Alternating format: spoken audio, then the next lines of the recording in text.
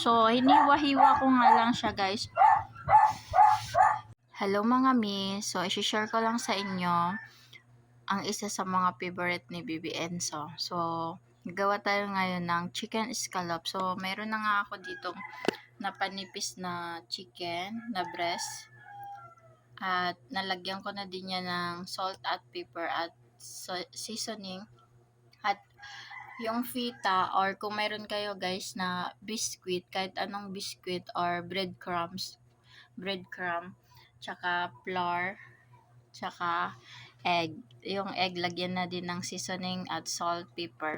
So, ganito lang yung paggawa ng ating scallop. So, una, ilagay mo siya sa flour. Tapos, sunod, ilagay mo siya sa egg. Ayan.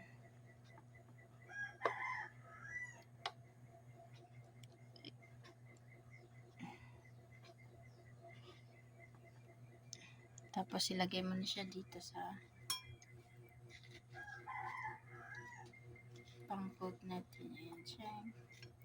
So, ayan, meron na tayo guys nagawa scallop. So, ayan. So, ganyan. Tapos, ipa-fried lang yan guys.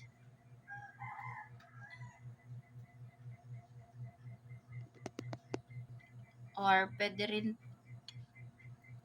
gumawa na ng pang-stock sa ref. At ngayon nga guys, nilagay ko nga lang muna siya sa container or Tupperware. At ilalagay natin siya sa ref.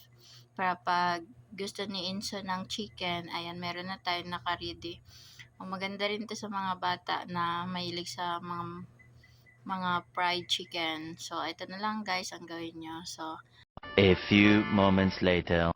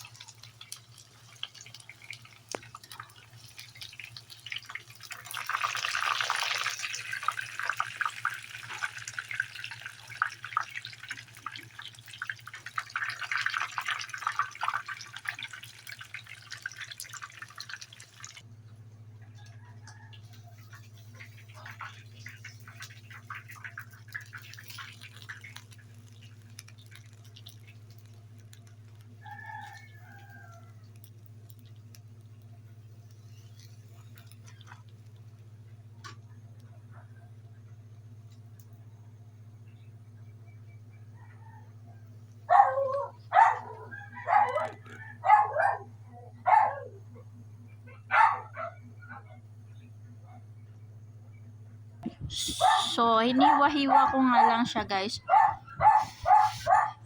Para dito sa aking baby. Nakagigising lang. Tikman mo nga ang lami ng mama. Hot pa. Dog na. Okay. Sarap na sarap. Again daw, again. Lami.